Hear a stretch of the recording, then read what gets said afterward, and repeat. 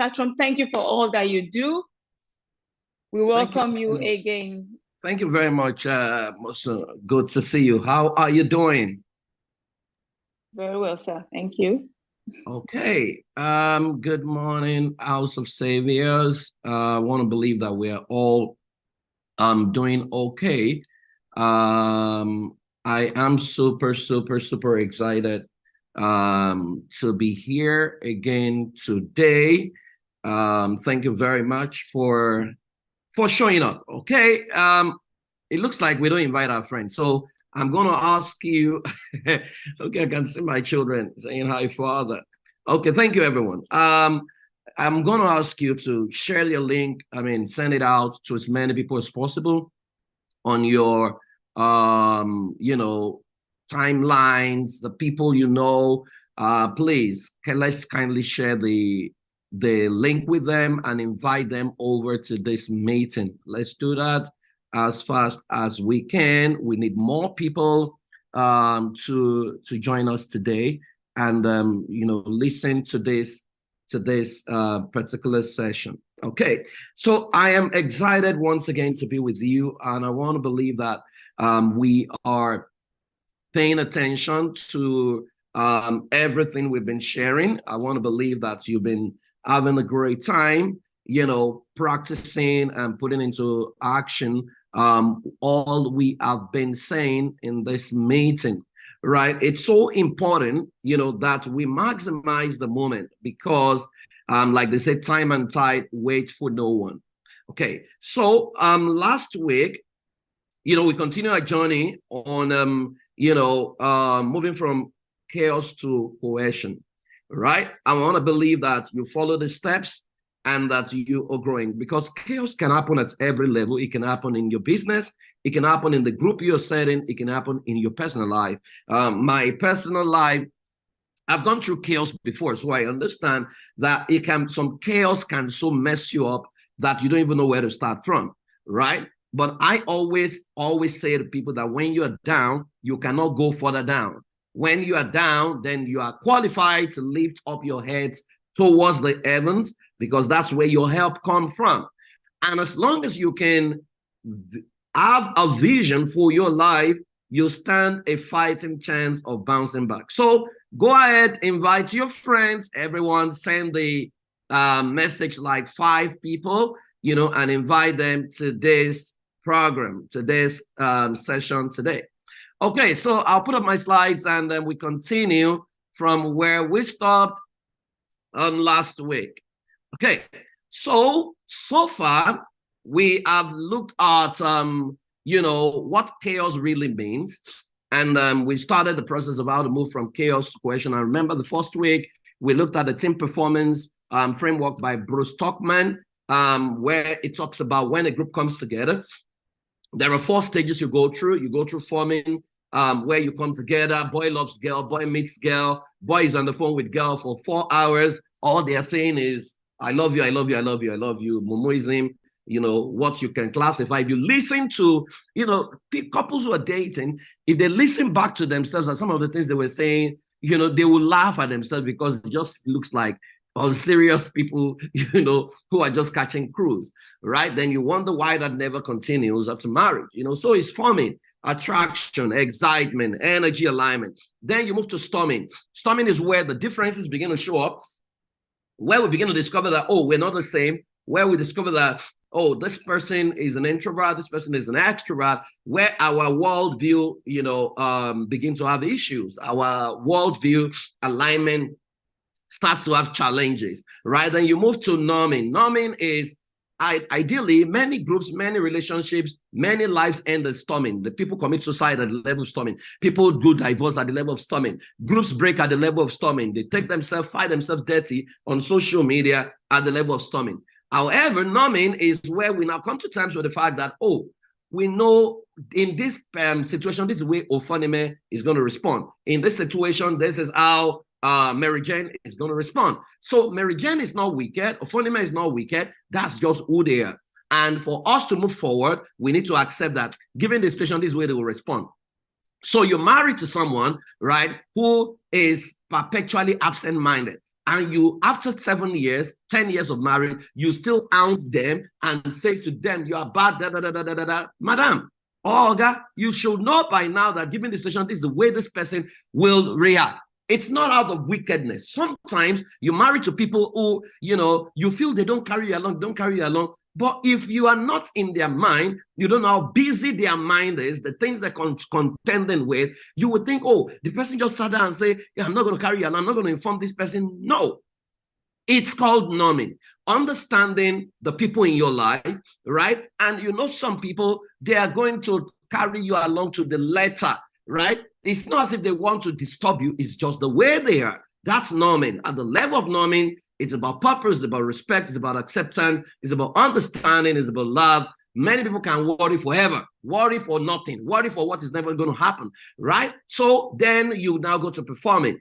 Now, so that was what we did week 1. Week 2, we started with can two work together, except they agree.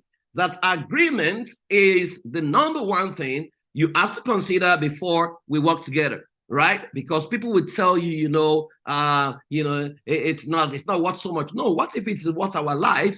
I need to know what I'm getting into, right? If it's a marriage, we need to know what we're getting into. If it's a business, let us know what we're getting into. And I did mention that if you are doing business or doing anything with anybody and the person is unwilling to sign agreement, that's an unserious person. Run for your life, because there is no way you can be protected. I mean, there was a guy who he wanted to marry this lady in America. The guy's a basketball player, and told the girl, we need to sign a prenup agreement, because the guy understands what has happened and the lady is not willing to sign prenup agreement, and the guy walked away on the wedding day, right? To say, I'm not going to endanger myself. If you don't have any sinister plan, why wouldn't you want to sign a prenup?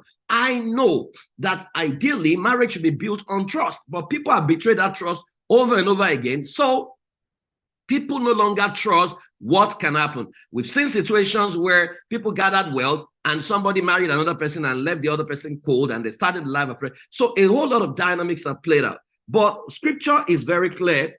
Can two work together except they agree? That if we're going to move together, we have to come to agreement on the terms of working together. It needs to be very clear. You cannot say it's our thing when at the back of your mind, your plan is to corner it because your name is on the document. So can two work together except they agree? So last week, we started on answering the question, how do you move from chaos to cohesion?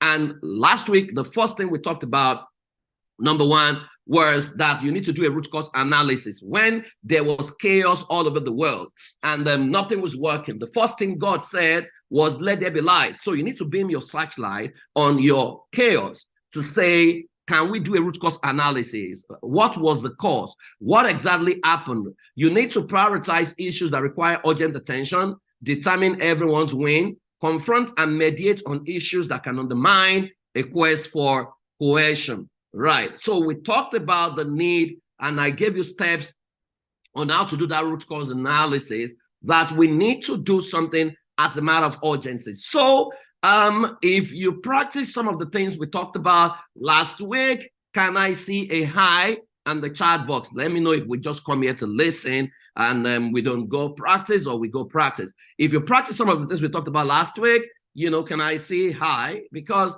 you need to be giving us a feedback to know that, okay, you as saviors, you're practicing what we have been talking about. Okay, let me see the chat box. Okay, yeah, okay, good. Ella is saying hi. So it's only Ella that followed what we taught last week. Thank you very much, Ella. Others will begin to find you. Maybe we're going to put gate fee for this meeting so that you can take it more seriously. Now, I did use okay, I think there are more people now. Okay, good, Ola. I did use a case study last week. Oh, good. I spoke to a friend who I haven't spoken to in a while and got closure. Fantastic. Fantastic. We need to go confront issues. Many of us have not attained closure. And so you wear house pain and trauma everywhere you go. You cannot continue to carry trauma up and down. You need to attain closure. Okay, if you weren't around last week, go to YouTube and listen to the session. Now, so if you were around last week, You would remember that I use an analogy, Bocage versus Jacob. If you remember that story, can you type hi? If you remember Bocage and Jacob, right? A tale of two realities. Okay, good. Now, the first thing I'm going to say before I move to step 2 is that our world is governed by narratives. And in your quest to move from chaos to cohesion, one thing you must master is the power of narrative. You must become your own person. You must become your own media, because the stories you are telling yourself about the chaos, about the pain, is critical to your recovery. Right? You lost your job. Your interpretation was, oh, the lady that came into my life that I started having a relationship with is responsible for it. The lady may know nothing about what happened to you, but you attribute it to her bad luck. Then you chase her out of your life because you feel she was responsible. And you carry that narrative for the rest of your life. Or you're, okay, good, Nancy, I'm glad you're seeing a therapist. Or you had a bad marriage and you left that marriage. But the narrative you carried was like, my life is over. My life is over. Nobody's going to accept me. Where am I going to start my life from? Blah, blah, blah. Yet you are not as old as Abraham, who started his life at 70 thereabout, right? But you have ruled yourself out. Meanwhile, life may be presenting an opportunity to start afresh and enjoy the rest of your life in bliss. But because you keep looking back, wanting the good old days back, wanting the same man or the same woman who used to love you back, and they are not willing to do that, you will waste so much time mourning over what is never going to come back. Now, the world is ruled by narrative, and I'm going to show you. Based on the story we shared last week, you know that if that guy was not in the Bible, Jacob, if that is story of marrying two sisters, also sleeping with their house helps, if that was not in the Bible, let's say it happened to your neighbor. So your neighbor in this case will be Bocage, or you will be Bocage, right? Now, Jacob is in the Bible. That will be Jacob. Now, I want you to see two parallels so that you understand that the world is powered by media, that how we see what we see and how we interpret what has happened is critical to our future or our capacity to move from chaos to cohesion. Are we still here? Now, based on that story, if let's say it happened to you, you were at the center of it, or your brother or your friend was at the center of that story, the narrative the world is going to give is that he's polygamous, and therefore it cannot be used by God at the highest level. If you have had that narrative before, maybe somebody got impregnated by someone in a religious house, or someone impregnated someone, or someone did something, and they outrightly said, God can never use this one at the highest level again. If you have had a narrative, can you type hi? Okay, let's be sure, right?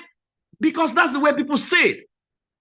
However, the same people who make that statement, right? You know what they're saying about Jacob? Is a descendant of Abraham, and therefore, carries the covenant of becoming the patriarch of the 12 tribes of Israel. Same offense, two different interpretations. How are we able to believe that Jacob, everything that happened to him because God wanted to use it to bring out his glory? We don't know Jacob. We were not born when he was born. We did not live here. We were not even sure whether he existed, except for the fact that the Bible said he existed. But then you are looking at your brother, or something is happening to you in your life, yet the same people who clap for Jacob are saying to Bocage that is a polygamist, and therefore cannot God is done with him. His life is over. Number two, if it was Bocage, they would tell him he has committed an abomination by marrying two sisters and still impregnating their housemate. This guy he must not sing in church again. He must not do this again. And trust me, this is not me endorsing irresponsibility. I am just sharing extreme cases of how we can see the same thing and create two narratives. But for Jacob, it said God already preordained that this will work together for the good of God's agenda. Hallelujah. We clap, we cut it. Yet when Bokaj does the same thing, we hound him, we punish him, and we say, you know what, you're done. Everybody move away, let's communicate. Now, a typical example of Bokaj is King David in the Bible as well. If Bokaj did what David did by snatching Uriah's wife, by killing Uriah, what's the narrative? He's a murderer, a wife snatcher. He deserves God's judgment. You know, he was going to perish. But if it came to Jacob or David, as long as it's in the scripture, what do we say? He's a man after God's heart, who knows his way into God's heart. Let me ask you a question. If you knew someone, and I want you to be perfectly honest, this is House of Saviours, you know we say the way it is, and there's nothing we can't say here. If you knew someone whose behavior was like David, I mean, everything David did, you know the story in the Bible, blah, blah, blah, all the things he did, and blah, blah, blah. And you look at Saul. Saul was the king before David in the Bible. Also, the only sin of Saul was that they said you should go and kill the Amalekites and kill everybody. But the guy spared some people, right? It's like saying, go and commit genocide, like the video we watched. And the guy said, oh, this is too much. I won't commit the whole genocide. Let me kill a bit of people and leave some, right? From a human angle, you will look at that and say, what has this guy done compared to a guy who, you know, took someone's wife, killed the guy, you know, remained king and committed a whole lot of stuff.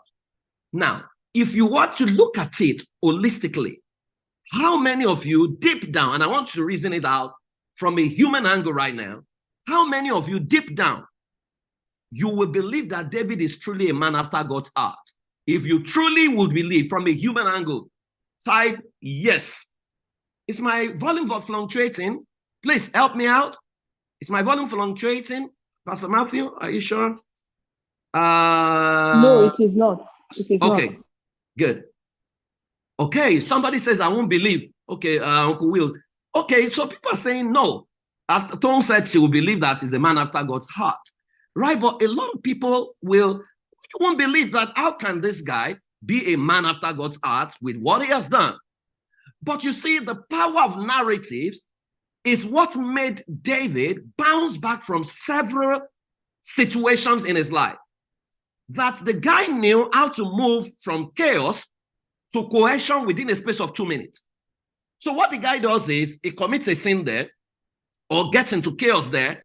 Then this guy moves here and begins to say, you know, the guy that did that, you know, is not your man, right? And he didn't do it against men. He did it against you, God. You know, it's only, I mean, if you read the Psalms, you will understand the character of the guy, his ability to frame something and move out of chaos and move into cohesion and sell it to people, and the people will buy into it, right? Every great person understands that. Okay, thank you, BC, for reminding me this. He pretended to be mad while living with the enemy. The guy knows he's an expert at turning chaos into cohesion. He will frame something and act it out, right? And before you know it, you'll be asking, oh, you know, let's forgive him. Let's forgive him, right? But the world, same world, who reads about David, they never forgive you.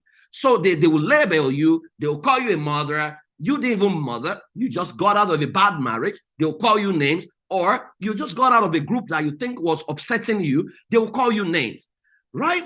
Then look at this. If it was Bokaj that goes to a city and killed everyone, what are you going to call him? He's a terrorist, and he couldn't have been told by God to go and kill an entire village. Is that not what we're saying about Boko Haram?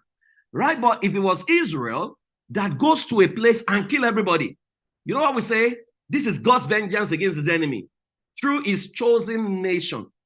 Right? And you look at that narrative and you ask yourself, how can God make the entire world? And I want to pay attention to what I'm saying. He made the entire world. The Bible says God made man in his image. So which means God made every nation of the world. But the same God now decided to choose one nation, a product of a dysfunctional family, of a certain guy who at best can be described as a 419, Jacob, and the same God changed his name to Israel. Okay, so you can see movement from chaos to cohesion. Chaotic was Jacob, cohesion was Israel, changed his name, and God now chose him against every other nation that he made. Narrative, right? And then everything Israel did, we began to excuse them. If they killed an entire village, we excuse them. Oh, that's God. God is giving them their land and blah, blah, blah, blah, blah. I mean, I was in Houston over the week, and we're having this conversation. And I asked everybody, and I'm going to ask all of you, let's assume all of us here, our parents were products of Canaan or products of Amalek. They were products of Amalekite. They were part of the Amalekites. And all of us were in boarding house. When Moses or Saul said God told him to kill everyone in Amalekite because they are sinful against him and blah, blah, blah, blah, blah. Let's say all of us were in boarding house, we're not home, all of us on this call. Then we just had a call that our parents, our brothers, our siblings, everyone has been killed, wiped out. Why? Because God told the people of Israel that Amalekites are hidden and they are sinful and they needed to be wiped out. How many of us in this meeting will actually believe that God can give that instruction? And how many of you will still serve that God and you believe that that God is a God of love? If you will serve that God and you believe in that God, can you type yes? If you will not, can you type no? Let me see if you guys are following me. Okay, BC says no. Hobby says no. Says no. Says no. You know, Undu says yes. There are things, and that's you. There are things we read that we don't put ourselves in the shoes of other people, right? We just read them and we say, as long as it's not us, right? It is them, right? But we do not appropriate it from a global perspective, and it's because we often lack empathy. Thank you. That's the Boko Haram narrative, and we are not believing them. That's exactly what Israel used to do. People lived in Canaan before Israel wiped all of them out, but we'll say, oh, he's God. But if God, we are now saying God cannot empower Boko Haram, or he cannot instruct Boko Haram to do the same. Where exactly are we? Now, I am taking you through a critical step in moving from chaos to cohesion for you to understand the power of narrative. Now, if it was Bokaj, we say it's a wicked to have gone to other people's nation to take over the country. If it was Jacob, we say God promised to give him the land. And they need to wipe out the hidden in the land. Who are these hidden? Who created this hidden? Who made them? Same God.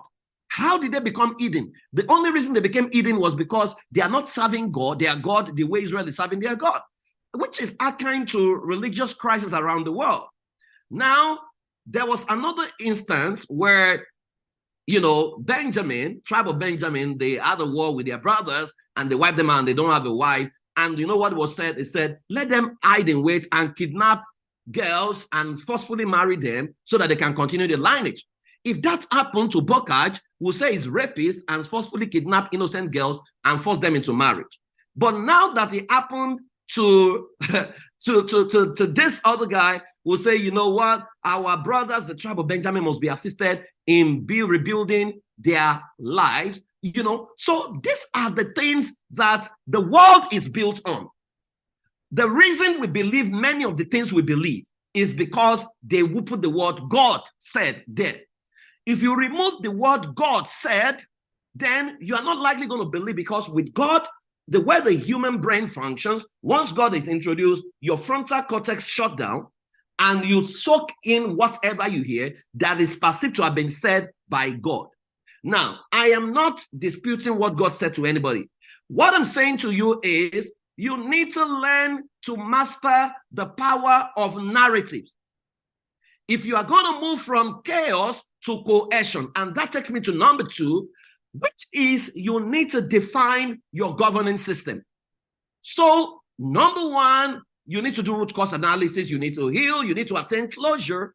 But immediately after that, you need to define your governance system. What does that mean practically? One, you now need to create a compelling vision that speaks to everyone's collective desire. That is, if you are a group. If what you're dealing with is your group is chaotic and you want to move them as the leader from chaos to cohesion, or you're running the company and the company is down, the company is not functioning well, or it's a nation like Nigeria, you need to create a compelling vision that speaks to everyone's collective desire. Now, I'm going to show you about 5 steps that you can quickly deploy to create that compelling vision if you're working with a group. But it's and if you're an individual, your life is chaotic. You stand a fighting chance, right? So someone is saying the cause is higher than the effect, isn't just about narrative or history, but is story. So what is story?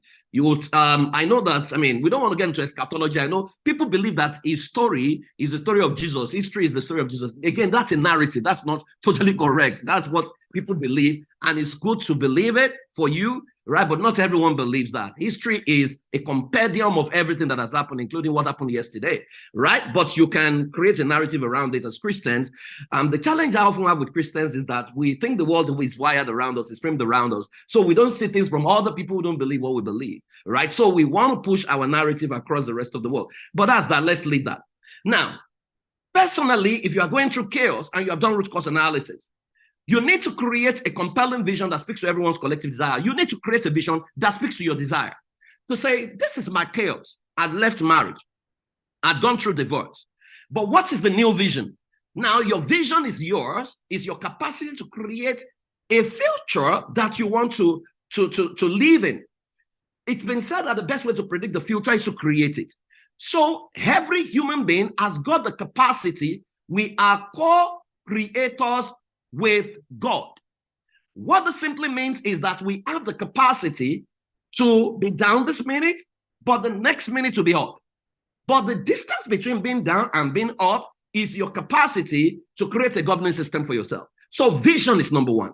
You need to now look into your future and say, I'm in chaos, I'm in pain, I am blaming my spouse, I am blaming this person, I'm blaming myself, I am weak, I am tired, if you're in chaos, your energy level goes down, right? But then you're asking yourself, was this my vision for myself 10 years ago? Was this my vision for myself 20 years ago? So if this wasn't my vision for myself 20 years ago, what was my vision for myself? What did I go out seeking when I started out? Yes, I made a mistake. So you generate a vision of a desirable future you want. So you close your eyes and look into the future and say, if everything I desire can come to pass right now, what would it look like? If all my dreams can come true, what I'm sharing with you, I have deployed this methodology to get people off hospital bed. I have deployed this methodology to help people crash depression and what have you, right? So you want to look into the future. Let me give you this example. I was working with someone who was battling with depression. And you know what I found out almost immediately? The person did not have a record of any good or any pleasant past. So I spent like 7 days working with her, taking her to fun places, taking her out and da-da-da-da. After 7 days, I asked her, can you tell me about your past? She was still referring to that past of abuse. I said, what about the last 7 days? Oh, she said, wow, that was my most beautiful moment. I said, isn't that your past? I said, so can we forget about the other past and stick to this last 7 days and now move from there to create a new past? And then she said, oh, wow, how come I never saw that? So I said, replay this last 7 days in your mind, replay it consistently, fast forward it, rewind it, fast forward it, rewind it, replay it as your new past. And that was what she did. A therapist couldn't believe what happened. So you have the capacity from today to create a new past. Your past is not 30 years ago. It's part of it. It's part of your history, but it's not that's why they say something is a recent past. Your recent past is yesterday, right? Were you betrayed yesterday? Did the pain happen yesterday? Your recent past is last week. Your recent past is going to be the moment we started this meeting. After this meeting, your recent past is going to be this meeting. So you want to look at the pleasurable moments and start to create them.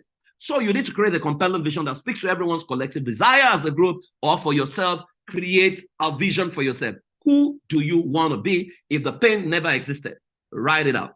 Then, when you've done that, the next thing is you now agree on the values and make the values into a DNA crate. Now, I won't spend so much time on that because it's a bit technical.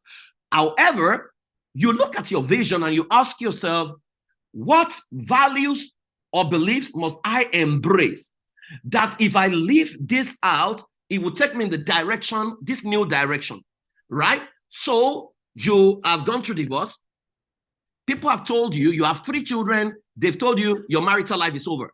Love is not for you anymore. Nobody's going to see you. Nobody's going to marry you. Nobody's going to, and you are even afraid to do that. But now you are setting a new vision for yourself to say, you know what?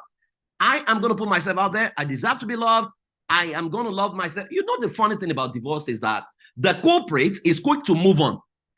The one who is innocent is never able to move on. It's an amazing thing I'm yet to understand. How the person who misbehaved, who was principally responsible for the divorce, is quick to find another wife, find another husband, and move on. But the person who was faithful, loyal, who wanted the marriage to work, suddenly becomes the victim and never able to move on. You need to understand you have one life to live and quickly create that future. So you need to agree on the values to say, what are the 5 things I want to live by going forward? So, for example, let's take the situation of divorce. One of the values I'm going to quickly pick, if I were you, would be fun, right? Fun would be one of my values. Accountability will be another one. Excellence is going to be another one. Maybe empathy will be number 4. And maybe wealth can be number 5, or prosperity or something, right? Don't always choose values and the number 1, righteousness, holiness, integrity. There's nothing wrong with that. However, your values are the things that are most important to you and what you want to be known for. You are a human being. And so if you put fun as a value, let me tell you how that will affect you. The next thing that I will be required to do, which is the next number 3, which is your routine and ritual or creating a culture, is the fact that maybe you need to put yourself out there, wear your best clothes and take a snapshot of yourself every day and put it on social media and say, "Whoa, see who is back," right? You announce you are back. Then you go to fun places and take the best picture and post it out there. You are just making yourself happy. See, the best response for people that have hurt you is your personal happiness on steroids. Your personal happiness on steroids is your best response to a people who have hurt you, because you empower their energy when they see you worse than how they left you. And that's usually what happens. And it happens not because that's what life is supposed to be, it's because you have not moved on from the pain. So you warehouse the pain, and when you warehouse the pain, it holds you down. So you want to create values, agree on values. If you were a group, you need to agree on the values that move the group forward. It's a family, you need to agree on the values that move the family forward. But as individual, you can quickly do that and say, you know what? Create values that speaks to your magnificence, that speaks to your cohesion, right? Because your values is what is going to define you. Then number 3, you need to create a compelling legend, which is create your own story. You know the interesting thing about the story of Israel? It was never in the Bible that they are going to become 12 tribes. Never. What God told Abraham was that through you, all the families of the earth will be blessed. He said your descendants will be like seashore. And who are the descendants of Abraham? Maybe all of us, actually. But a group of people from the direct descendants, some guy just started sleeping with everybody, and they became 13 children, 1 girl, 12 brothers.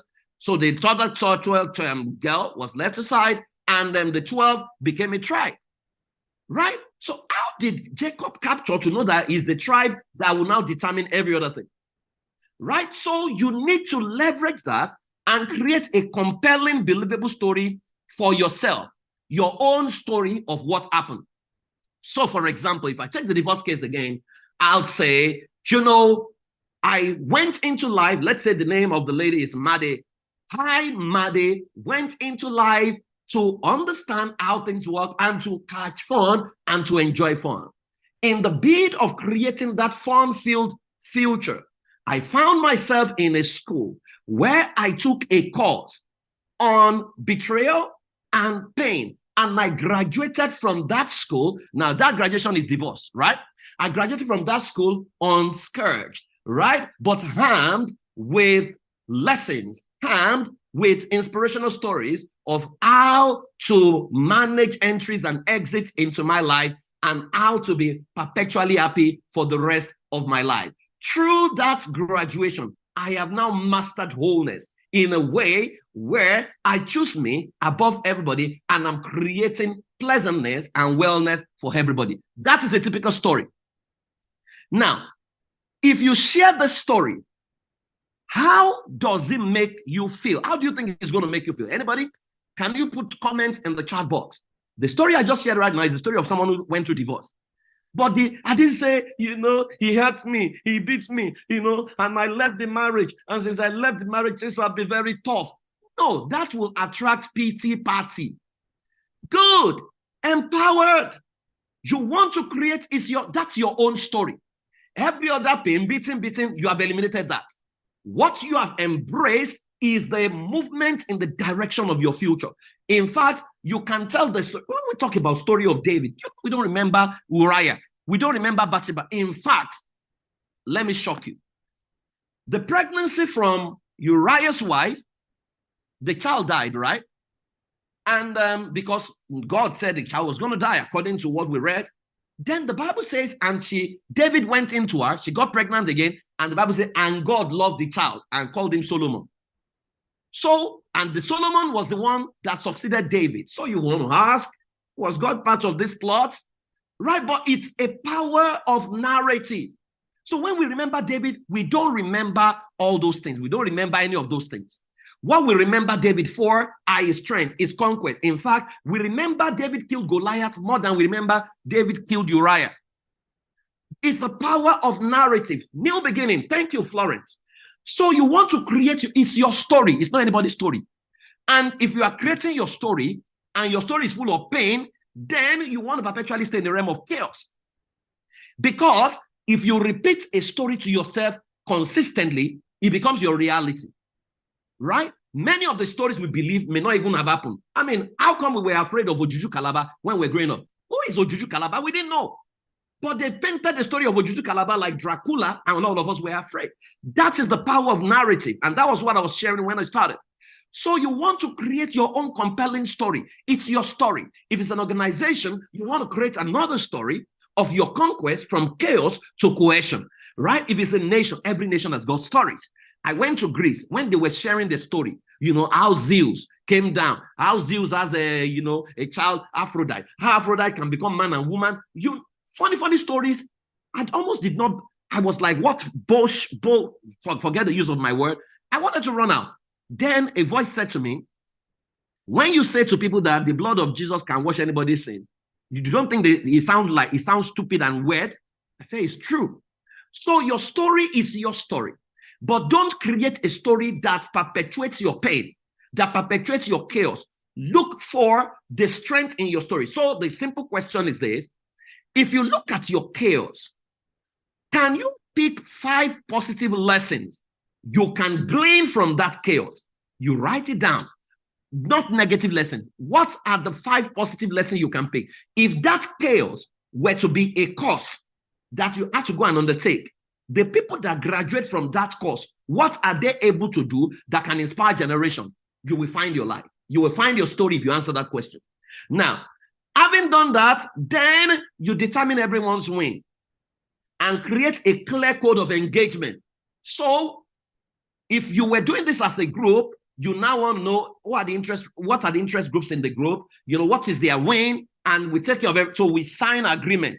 We create a constitution. This is how we're going to live. As a family, the same thing. As individual, you have policies for your life.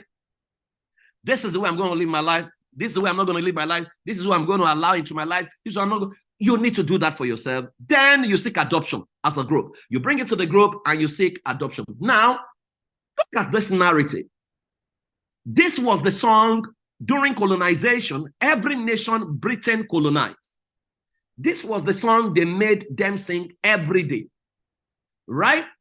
And if you Google this song online, you will find it. It has about 7 stanzas.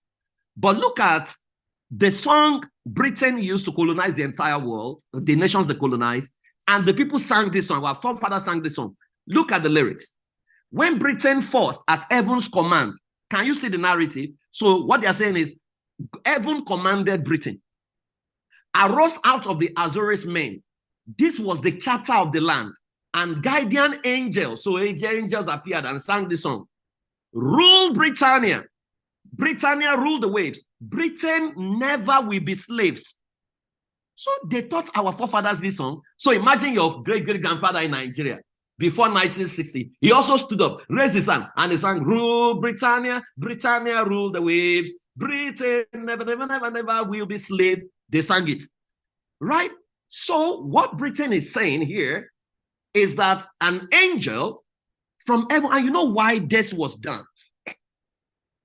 Every time divinity is brought into any story, people believe it easily without thinking.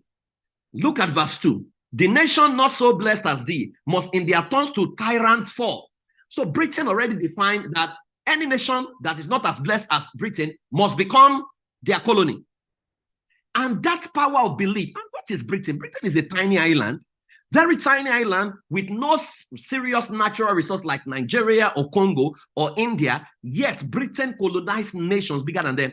Power of beliefs, power of narrative. Because a people believe that they were sent by God to conquer a territory, will be willing to do everything. Their thinking will innovate equipment that will ensure that it happens.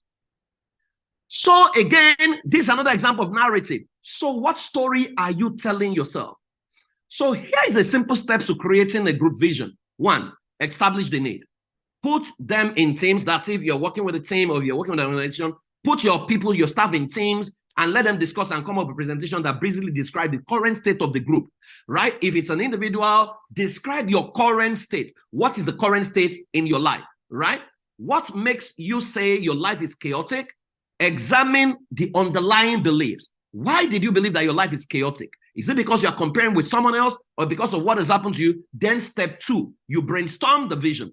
When you think of your group at its best in the future, what do you see? Or when you think of your life at its best in the future, what do you see? Right? If it's a team or a family, allow everyone share bold and positive vision. If it's your personal life, write it down. What's the future you see? Step 3, you now cast the vision. Based on the discussion in the various groups, how would we sum up our collective vision in a single compelling statement? So you can identify the common themes from everybody in the group, and come up with a statement. If it's your own life, you look at what you have written and you make it into a statement. Number 4, you finalize the vision, read out the compelling statement, test how well it resonates with the group. You give room to critique and refine till it becomes what speaks to collective desires of everyone. If it's your individual life, you can create a vision that says, my vision for my life is to have fun and create excellence everywhere I go. That's your life. If it resonates with you, if you read it to yourself and it makes you happy, something lives within you, you literally see pictures of it, then that's the vision for your life. You run with it, then conclusion, agree on the commitment to the vision and activities that must drive the actualization of the vision. So it's not just enough for you to create that vision. You must now say, what activities must I create that can drive this vision? So one of the activities might be, I'm going to be traveling around the world. Or I'm going to be going to fun places once a month, and I'm just going to have fun and enjoy my life and meet new people, join various groups, and blah, blah, blah, blah, blah. It's your life. It's not their vision. They can criticize you. They can say all kinds of things, but you know what you are gunning for. And that takes me to number 3, which is where we're going to stop for today. Having done root cause analysis, number 1. Number 2, having created your governance system. Number 3 is you need to implement a culture that speaks to the outcome. If you understand me up to this point, can you type yes? Let me be sure that you guys understand me so that I'm not rushing you. Do you understand what I've shared up until this point? Right? I'm trying to make it as practical as possible. Okay, fantastic, fantastic. Good. Number 3, you now need to implement a culture that speaks to the outcome. right? So you have created your personal vision, right, of cohesion. Now, the vision is a mental picture of a preferred future. What your vision has done is totally to take you out of chaos and move you in the direction of that cohesion. You're already there mentally. But you now need to create a culture for yourself that speaks to the outcome. One, design a culture that speaks to the outcome. The most effective cultures are also embedded in religion, right? That's why Middle East is powerful, because Islam is a religion, it's also a culture, right?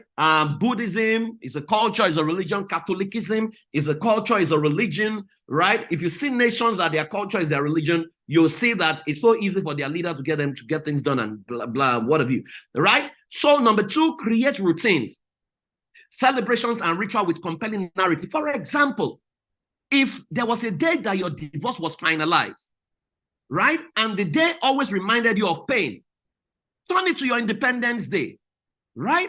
And say on this day, so let's say it was 13th of October, you plan almost immediately that 13th of October 2024 is going to be my maddest fun ever, right? Because it's Independence Day, is the day you were released from the dungeon of pain or from the dungeon of a partner who was out to mess up your life, destroy you, right? Turn it to your Independence Day, invite friends, party, right? You know, share inspiring stuff, do something, launch your fun, right? Because it's your Independence Day. So you already have one day of the year that is Independence Day, right? If there are other events in your life that reminds you of chaos, flip them around, turn them into something, right? So for example, I took part in the Diwali of the Indians last year.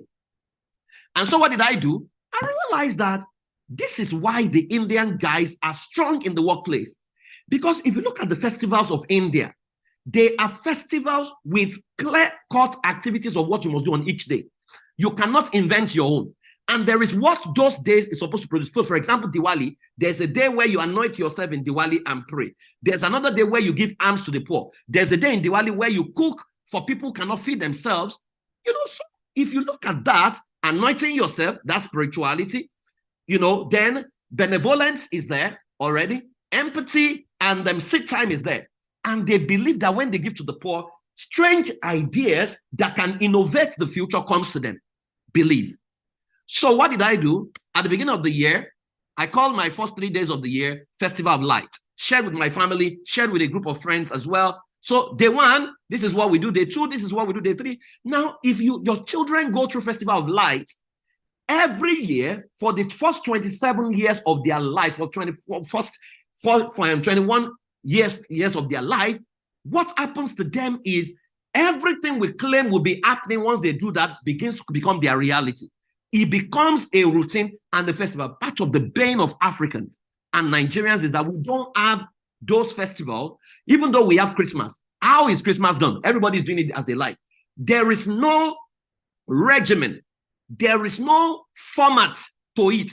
And there is no expectation of what Christmas should produce or what Easter should produce for us. So imagine if you create your own and say, let's say there's the day your ex slapped you. You now call that the World Global Day of Empathy for Praise. Praise is Global Day of Empathy. You say that is the day where you will give alms to the poor. And you believe by giving alms to the poor, God sends strange ideas that can transform the world to you. If that is your belief and you do that activity, let me tell you, by year 3, your expectation becomes a reality because you anticipated it and you sent a signal to the atmosphere. The universe will begin to send ideas your way because you are positioning yourself to make it happen. This is what I'm asking, and this is how these things work. So create routines that speaks to your cohesion, create celebration that speaks to your cohesion. Maybe there's a day you want to call International Day of Forgiveness for yourself. The day you forgave your ex or forgave everyone that hurt you, right? On that day, you are going to be doing something on forgiveness process for people who are dealing with pain, right? Flip your script around. Then engage in beliefs alignment. If it's a group, you now all need to agree and believe in what you believe. Then define acceptance, rejections, and consequence. In your personal life, culture is described as what are we going to accept? What are we going to reject? The same thing for your personal life. Going forward, What will I accept? What will I not accept?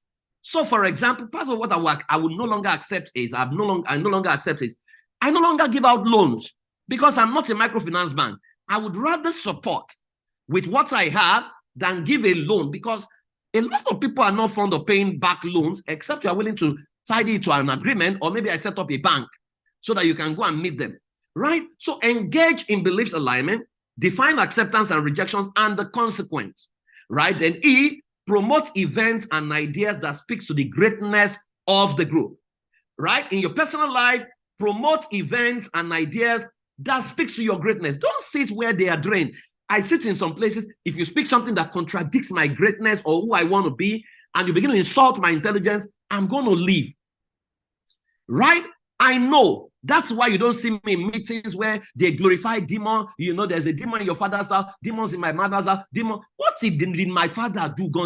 They said there's a demon trouble in Africa. What did African forefathers do? Did they kill the Jews? Germany killed the Jews. The ancestral cause will be following Germany. But Germany is one of the most developed economies in Europe, right? The people that killed God's people, the so-called God's people, they are thriving. But what did our own fathers do? That's this cause, we have not been able to wipe it out. If we have not wiped this cause out, it then means that that cause and the demonic industry has become a business plan, has become an industry where perpetually we channel fear and position ourselves as a solution to the fear so that we can profit from the people. That's the way I understand it, right? So you need to promote events and ideas that speaks to the greatness of your group. And trust me, I'm not saying demons don't exist. It's just that they don't show up on my radar. Number F, repeat and repeat with compelling testimonials.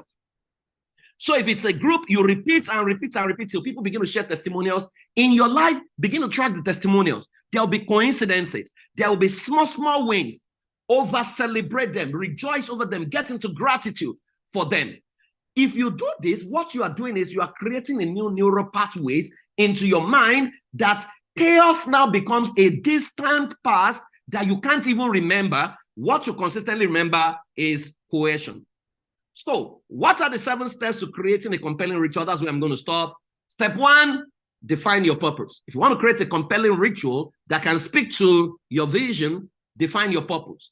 So, whatever ritual you want to create in any area, start by identifying the reason you want to establish a routine or ritual. So, you want to establish a routine of cohesion, a routine of empathy, a routine of success. Why do you want to do it? Then ask yourself, why is this routine or ritual important? So let's say every month, 16th of every month, I'm going to go and dance, right? And take myself out and buy myself a gift. Because some of you don't buy yourself any gift. You just live for other people. You live for other people. You live for other people. You can't remember what you bought for yourself because you feel guilty. So you said 17th of every month, I'm going to give myself a treat. Why do I want to do that? Because I need to self-nurture and I need to reward myself for working so hard to make my life work. Number 2, prioritize key activities. List out all the tasks or activities you like to include in your routine. Determine which tasks are crucial, which can be secondary. Ask what tasks will have the most impact, which are time sensitive.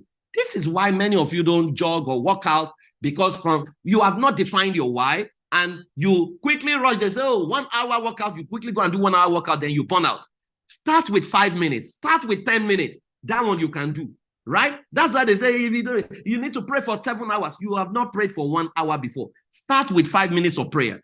Drop your phone. Do 5 minutes. Let God recognize you. Then you can move to 10 minutes. You can move to 15 minutes. But by the time they say you must pray for 1 hour after fast, then you are looking at the time. Oh, 6 o'clock. Oh, today is too slow. 6 o'clock should come now. The food is looking at you. Oh, guy, you have broken that fast. Go and eat the food. Right? So, number 3, start small and build gradually. Instead of overwhelming yourself, begin with 1 or 2 main tasks as they become habitual and more tasks. And that's why don't look at anybody's life to do your own routine and ritual. You know you, and you know what is peculiar to you, right? And that's why when people say, I pray for 10 hours. Praise for where does not know how to pray for 10 hours. I can't even pray for 6 hours. I can pray 10 minutes. Yeah, across 2 hours, but I even meditate more, depending on what you call prayer. And I'm not blaming you for being able to pray for 6 hours, but that's not me, right? And it works for me. So I'm not going to allow you molest me because I can't do what you're doing. So start small. Don't rush it. Tomorrow, you want to work out for 5 minutes, 10 minutes. That's enough, right? Reward yourself, celebrate yourself. Or you want to go and buy yourself a gift, have mad fun, go somewhere, go to a bar, an eatery, start with ice cream. Treat yourself to ice cream, feel good about yourself. That 5 minutes is a good place. Someday that ice cream will become Monaco, will become Paris, will become Hawaii, will become Bahamas, right? So start small and build gradually. Number 4, set clear boundaries. Delineate clear start and end time for your routine. Also determine the condition under which you perform your ritual, right? At what specific time will I start and finish? What trigger will signal the beginning and the end of my ritual? So if it's 5 a.m., make sure it's 5 a.m. to 5:30 a.m., right? Make sure if it's 5 p.m., for example, I do a walk, I do 2,000 steps, I walk around, once it's 7:30 a.m., I do that. Then in the evening at about 5:30 p.m., I do another round of like 3,000 walks. Then I complete my stuff for the day. Right. So set clear boundaries. Number 5, make it enjoyable. Right. Incorporate elements. You see, I have all kinds of speakers from Alexa to this to my headset. You always see my red headset because I dance when I do my routine. Make it enjoyable. Right. Let your brain attach pleasure to it. Incorporate elements that make your routine or ritual pleasurable. Playing music, lighting a candle, serving a cup of tea. What can I add to make this more enjoyable and increase my commitment? Because consistency is the name of the game. Frequency, consistency, that's the name of the game. Number 6, monitor and adjust. Right? What does that mean? Keep track of your progress. Reflect on what is working and what is not working. Pay attention to yourself. You do this, you realize that it doesn't make you feel totally good. Try something else, right? How has the past few weeks gone? What obstacle did I encounter? So some of you this week, take yourself out. Come next week and share with us your experience. Buy yourself a gift. Go on window shopping. Buy the one your money can afford in there. Wait. If it's jewelry, wait. You like anklet? Wait. You like tuxedo? Wait. Take a picture. Feel good about yourself. And pay attention to how your mind feels. Number 7, celebrate consistency. Recognize and reward yourself for sticking to your routine or ritual, right? The reward can be internal. So for some of you, maybe savings. Savings routine and ritual is what you want, So start saving. Reward yourself after 1 week to say, whoa, I have saved 1,000 naira. It might be minimal, but that is huge for you because this was you that you never know how to save anything or you have saved it away from you. Create an escrow account. An escrow account, according to what gospel taught me, is an account that you don't have ATM, you don't have account transfer. It's a money saved away from you. It's not your money. It's the money in the direction of your future. So create that. Look at it and say, whoa, I now have 50,000 there, or I have $1,000 there. Oh, I'm so proud of myself. Then you begin to think of the investment you're going to make. But you need to start from somewhere. Let me end by asking you, what stories will you start to tell yourself that can bring out cohesion out of your chaos? Israel was a nation in despondency. Israel was a family of a guy who married 2 sisters, slept, also impregnated, they gave their slave mates to him, and whether it was against their will or whatever. But again, he produced 12 guys.